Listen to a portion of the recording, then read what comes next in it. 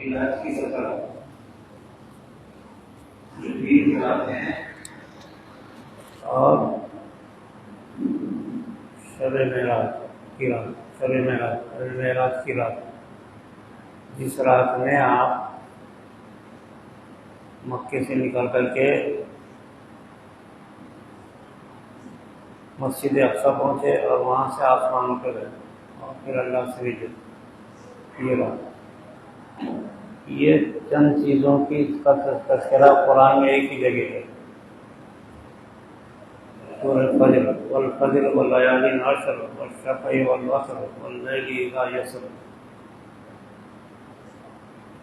ये बहुत कीमती रातें हैं जो अल्लाह ने एक जगह जिक्र कर दिया। असल में हम दुनिया को परेशानियों को हासिल करने के लिए कितनी मुसीबतें उठाते हैं। अगर इन औकात का लिहाज करें सारी परेशानी गायब,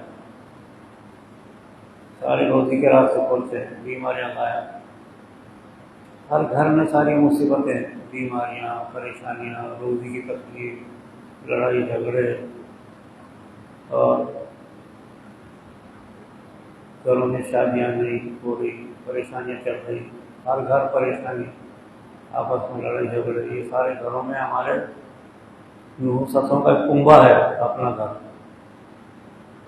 आसान चीज़ है इन मुसीबतों को दूर करने का। इसमें सिर्फ फजर की पाबंदी करे सारी मुसीबतें दूर हो जाती, सिर्फ फजर की। और सारे दुनिया के मुसलमान फजर से गायब है, इस वजह से सारी दुनिया में मुसीबत चल रही है। अब मुसीबतों को दूर करने के लिए 24 घंटे भाग रहे, इधर भाग रहे, उधर भाग रहे, परेशान हो रहे, दवाखानों में लाखों रुपया डाल रहे, तो रोज़ी के वास्ते परेशान हो रहे, सब झूठ हलाल हलाल कोई तमीज़ नहीं कर रहे। आसान रास्ता है, फजर की पाबंदी करो सारे रास्ते खुल जाते, रोज़ी के, बीमारियों के, शफा के, नुहूसतों के, बहुत आसान चीज़ है ये। दीन हमारा बहुत आसान है, हमने उसे मुश्किल कर दिया। इतनी बड़ी बड़ी मस्जिदें बनी हुई हैं, उस पर लोग लाखों रुपया खर्च कर रहे, पंखे लगा रहे, मार्बल के सल्ला सहारे खाने बना रहे, कूलर लगा रहे, सब कर रहे, लेकिन इबादतों से खाली है मस्जिद। फजर में कौन रहता है? आज़ान से लेके फजर शुरू तक ये इबादत का बेहतरीन वक्त है। बाकी जो 3 चीज़ें हैं, रमज़ान के आखिरी 10 रात और ये बकरीद के आखिरी शुरू की 10 रातें और मेराज की रात, के बाद की रात है। रोज़ाना जो इंसान को बेहतरीन नियामत है वो फजर है। सारी दुनिया के मुसलमान फजर से गायब है। सारी दुनिया में जो परेशानी है सिर्फ इसी वजह से। यहूदियों के वज़ीर आज़म ने तकरीर में कहा था, मुसलमान अगर फजर की नमाज ऐसा पढ़ें जैसे जुमा पढ़ते हैं तो दुनिया पर गालिब आ जाएंगे। और ये बिल्कुल सही है। दुश्मन कौम यहूद, उसके वज़ीर आज़म ने कहा था। अफसोस है कि मुसलमानों ने फजर को बिल्कुल तर्क कर दिया। अफसोस ये है कि उलमा, कुफ़ार, हाजी साहिबान, उम्रा करने वाले, पैसे वाले सब फजर तक आए। फजर की नमाज इमाम के पीछे पढ़ना और फजर से पहले 2 रकात सुन्नत अदा करना, ये सबसे बड़ी इबादत है। इतना करो सारे मुसीबतें हल हो जाएंगी। लोग सालिम गड्ढे ढूंढ रहे, नींबू ढूंढ रहे, आमिलीन को पैसे दे रहे, तो तारीफ़ें ला रहे। हमारी औरतें हज़ारों आमिलीन के पीछे पड़ी हुई हैं, शोहरों को खबर नहीं है, औरतें पैसे छुपा छुपा के आमिलीन को जाकर देती हैं। यहाँ नांदेड़ में सारी नहुसत, बदमाशी, बदतमीजी मुसलमानों ने खुद इख्तियार कर लिया है। जब तक के सारी सारी गणों को छोड़कर फजर की पाबंदी करो, बस मुश्किल आसान। सैकड़ों लोग मिलते दुआ करो दुआ करो दुआ करो, कहीं की दुआ करो, खुद फजर पढ़ो हो गया, सब मिल जाता। कोई भी आदमी आता हाथ फैलाता हो, मेरे लिए कुछ भी दुआ करो। मैं एक दिन बोला एक आदमी को, तुम्हारे बाप का नौकर हूँ क्या मैं दुआ कर लूँ? तुम करो दुआ, अपने लिए खुद दुआ करना, खुद इबादत करना, खुद फजर की पाबंदी करना, खुद कुरान पढ़ना, हो गया। दो चीज़ों की पाबंदी अगर करे तो सारी नियामतें मिलती, दुनिया की हुकूमत मिल जाएगी। अगर मुसलमान फजर और कुरान की पाबंदी करे,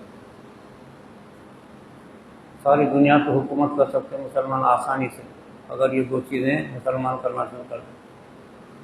सारी मस्जिदें वीरान है, फजर से भी वीरान है, कुरान की तिलावत किसी मस्जिद में नहीं होती, रात भर मस्जिदें वीरान पड़ी है। तो मुसलमानों ने इबादत को छोड़ दिया और फजर छोड़ दी। नमाज पढ़ना ये इबादत नहीं है, ये गुलामी है, गुलामी है वो अल्लाह से।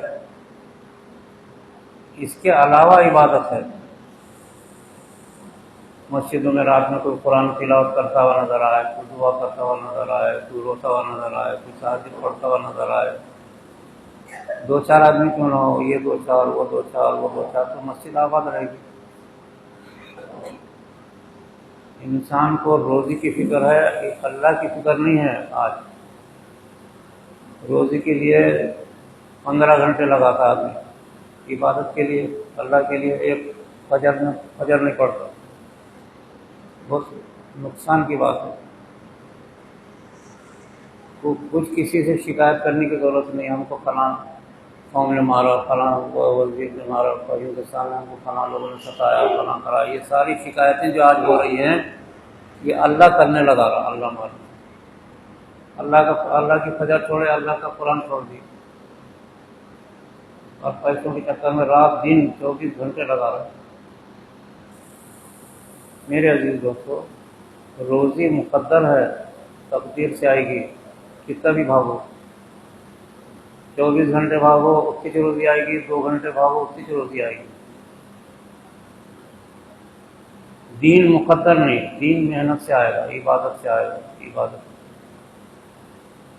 मुसलमानों से इबादत छूट गई, समझे? इस वजह, और इबादत का खुलासा सिर्फ इतना ही है, फजर की नमाज और कुरान की तिलावत, इतना से इबादत का खुलासा। अपनी ज़िंदगी का मामूल बनाना, दुकान पे बैठ के कुरान पढ़ना ना, क्यों नहीं पढ़ते? पढ़ना ही नहीं आता सेठों को, किसी सेठ को पढ़ना नहीं आता कुरान। नुसरत आ गई, सारी दुनिया में मुसीबत परेशानी आ गई।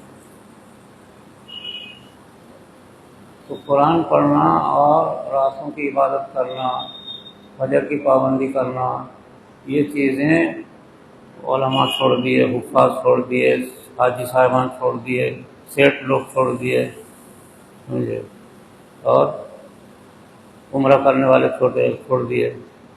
लाख लाख रुपए, 2-2 लाख रुपए उम्रे करके आ रहे हैं, कुरान पढ़ना ही नहीं आता, फजर नहीं पढ़ते, क्या फ़ायदा है? तो ये बातें ऐसी हैं, हर एक के दिल को लगती ज़रूर है, मगर अमल कोई नहीं करता। फजर में देखो उतने मक्खन नजर आएंगे, इमाम बेचारा दूर दूर से आकर के नमाज पढ़ाएगा, मुक्तदी उतने रहेंगे। ये माहौल जब तक नहीं लौटेगा, मुसलमानों की तबाही रुकेगी नहीं। ये पत्थर की लकीर है। ये मेरे अजीज दोस्तों, सिर्फ 5 वक्त आके नमाज पढ़ के भाग जाएंगे तो इबादत नहीं हुई है। ये अल्लाह की गुलामी है, इसके अलावा इबादत है। और इबादत का खुलासा फजर की नमाज और कुरान की तिलावत है, बस इतना करो। इबादत करोगे तो इंसान में खूबियाँ पैदा होंगी, सही इबादत करोगे। इंसान में खूबियाँ नहीं है, हर आदमी में तकब्बुर है, अपनी बड़ाई बयान करता है।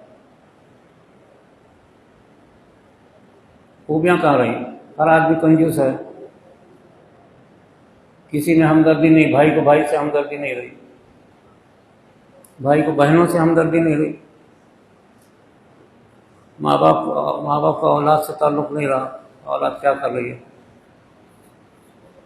वो 4 बच्चे जाके डूब गए, माँ बाप को खबर ही नहीं, औलाद को माँ बाप की खबर नहीं है। अपनी तबाही अपने किरदार से चल रही आज, वरना 1200 साल दुनिया में हुकूमत की मुसलमानों ने, 1200 साल से 1200 साल के बाद क्या कमजोरी हो गई? फजर छूटी, कुरान छूटा, तबाही आ गई। मेरे अजीज दोस्तों, बयानात तो बहुत चल रहे हैं, बयानात बड़े बड़े तकरीरें चल रहे हैं, बड़े बड़े उछल उछल के मौलाना तकरीरें कर रहे हैं, कुर्सियों पर बैठ के जुमा में तकरीरें हो रही। सारी दुनिया क्या होते हैं फजर में सो रही। हमारी घरवालियाँ, हमारी माएँ बहनें, कोई फजर पड़ती क्या? कोई नहीं। जिनकी गोदें इबादत से खाली हो गई, उस गोद में शयातीन पैदा हो गए, जितनी औलाद है सारी फिर गई। इबादत से खाली हो गए तो नस्ल बिगड़ गई हमारी। एक मर्तबा का जिक्र है, हुजूर सल्लल्लाहु अलैहि वसल्लम, मक्के में लोगों ने उनको बहुत सताया, 12 साल तकलीफ उठाते रहे। उसके बाद आपने हिजरत की मदीना। अल्लाह से दुआ करते थे कि अल्लाह मैं मक्के में रहूं या तुम मुझे बाहर ले जाता।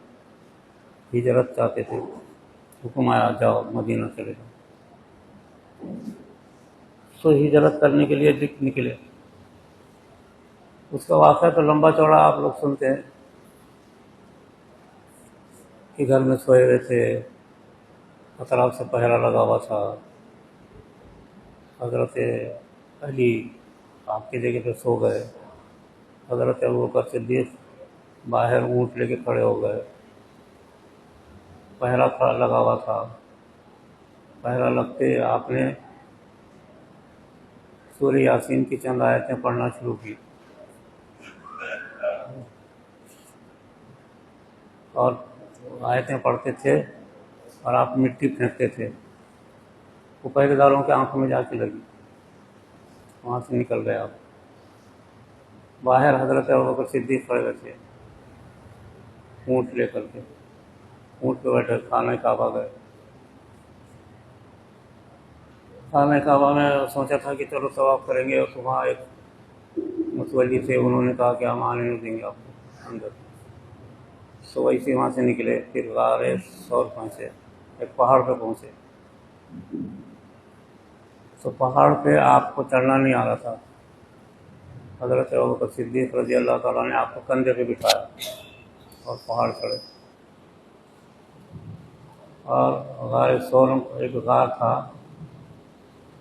गारे सौर इस वजह से कहते हैं कि उसके अंदर अजदहा रहता था, अजदहा को बोलते सूर, गारे सौर पहले से रहता था वो, ये उसमें जाके बैठ गए। वो अजदहा जो है 1000 बरस की उम्र का था। अल्लाह ने उससे दुआ किया था कि या अल्लाह मुझे आखिरी नबी की शक्ल बता दे। तो अल्लाह ताला हर एक की दुआ सुनते हैं, कहा ठीक है, ये जाके दोनों अंदर बैठे। वो अजदहा नीचे से सुराख में से आया और हज़रत अबू बकर सिद्दीक़ के रानों में डस दिया। हुजूर सल्लल्लाहु अलैहि वसल्लम ने देखा कि क्या बात है, आप तकलीफ में है। कहा कि या रसूल अल्लाह सल्लल्लाहु अलैहि वसल्लम, एक ऐसा मालूम जैसे सांप ने डस दिया है। तो आपने रान हटाई, उसने पीछे से हुजूर की शक्ल देख ली, और गायब हो गया। आप सल्लल्लाहु अलैहि वसल्लम ने अपना थूक निकाल के लगाया, आपको शिफा हो गई। उसके बाद वहाँ कुछ वाक़या हुआ, उसके बाद आप गैर गालिब सूरत से बच करके निकले 3-4 दिन के बाद। तो मक्के से मदीने का रास्ता पकड़ लिया। एक ऊँट था, आगे आगे चलता था, रास्ता बताता था, और एक ऊँट पे दोनों सवार थे, हज़रत अबू बकर सिद्दीक़ और हुज़ूर सल्लल्लाहु अलैहि वसल्लम। अब तेज़ रफ्तार मदीने की तरफ निकले। मक्के में ऐलान हुआ, जो मोहम्मद को पकड़ के लाएगा उसको 100 ऊँट इनाम दिए जाएंगे। 100 ऊँट उस वक्त दुनिया का सबसे बड़ा तोहफा था। अब सैकड़ों लोग इधर भाग रहे, उधर भाग रहे, कहाँ सरकार कहाँ में। एक शख्स था सुराका इब्न जासम, बहुत होशियार था, जंगलों में फिरना उसकी आदत थी, उसको रास्ते मालूम थे।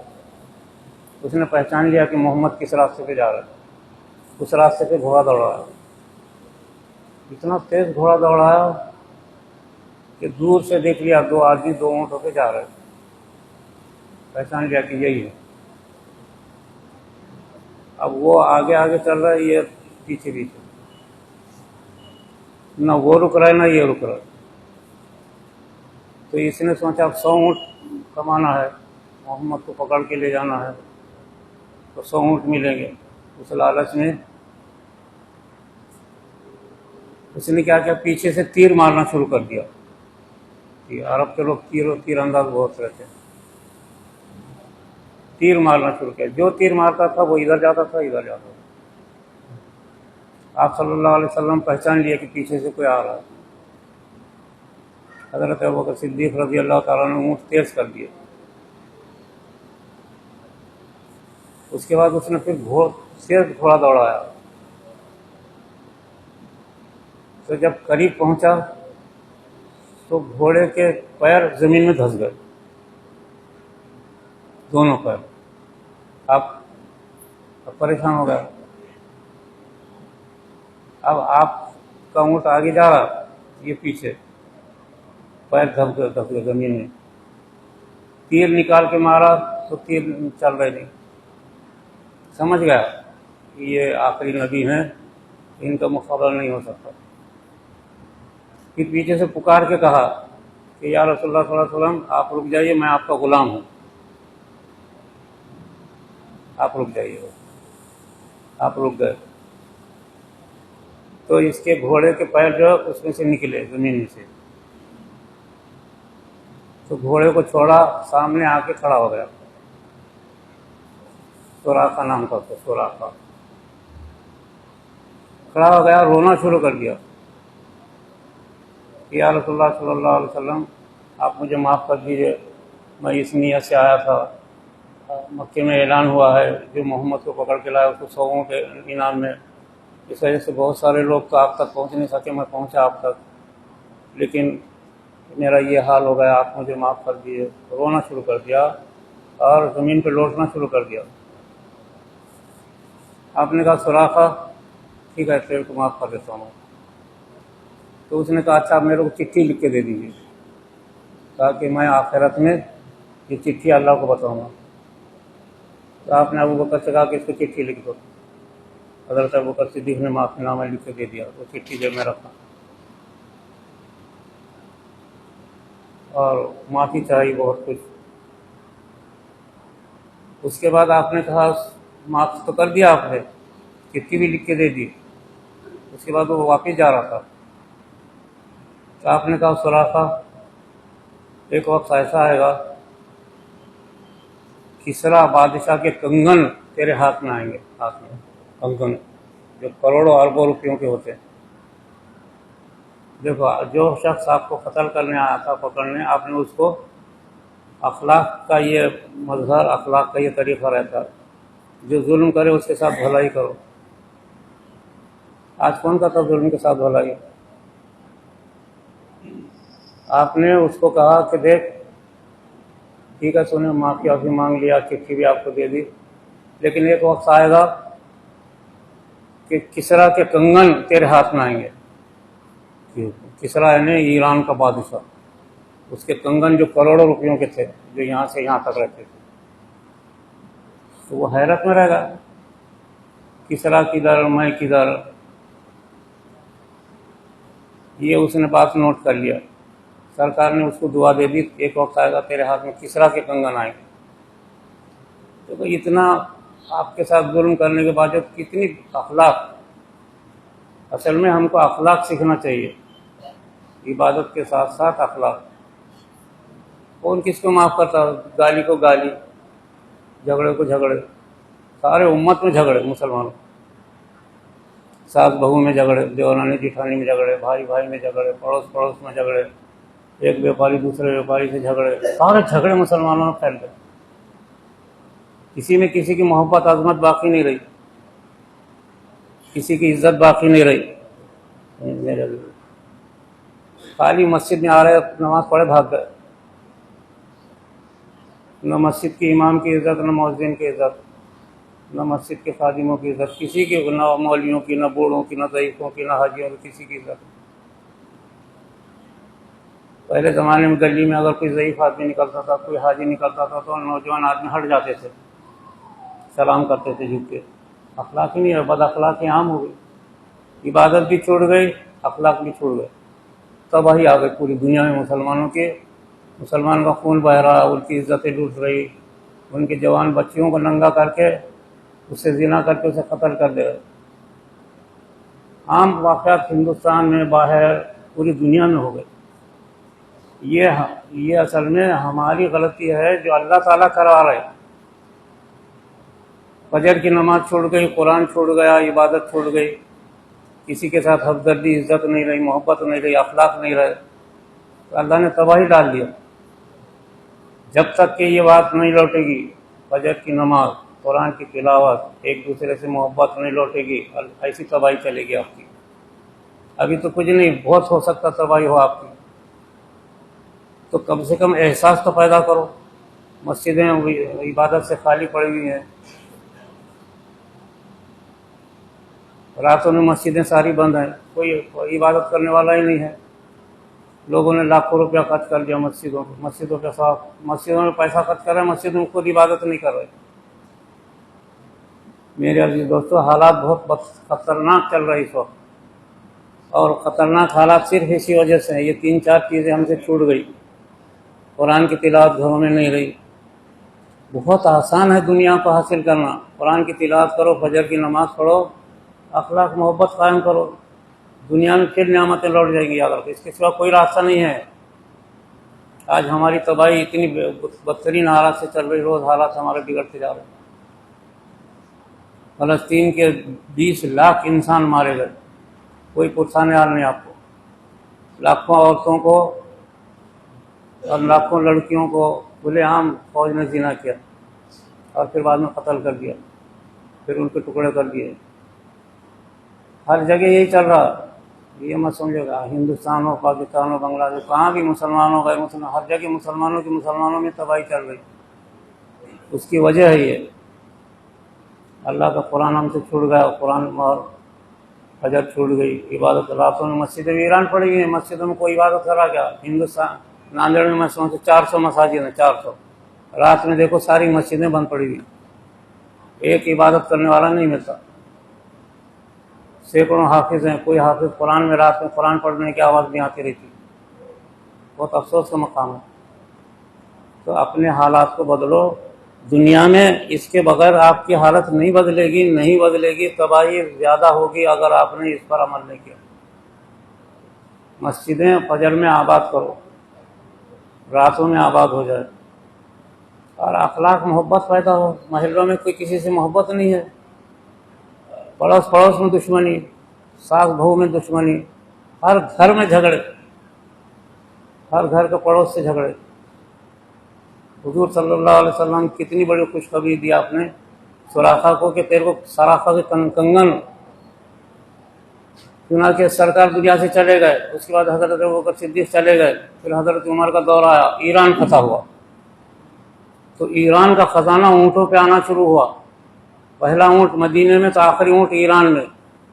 करोड़ों अरबों दौलत मदीने के सामने ढीक लग गया, सोने का चांदी का इसका खरीद। सुराखा के कंगन लोगों ने ला के हजरत उमर के सामने रख दिए, जो दुनिया की सबसे कीमती चीज थी। हजरत उमर को याद था, हजरत उमर रजी अल्लाह ताला ने पुकारा, सुराखा कहाँ है? तो सुराखा ईमान ला चुके थे।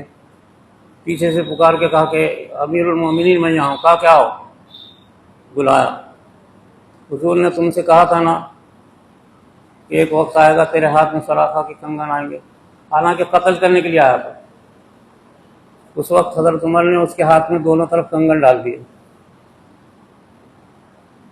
तो दुनिया की कीमती चीज थी, वो ऐसा चमक रहा जैसे सूरज दिन में सूरज चमक रहा, ऐसा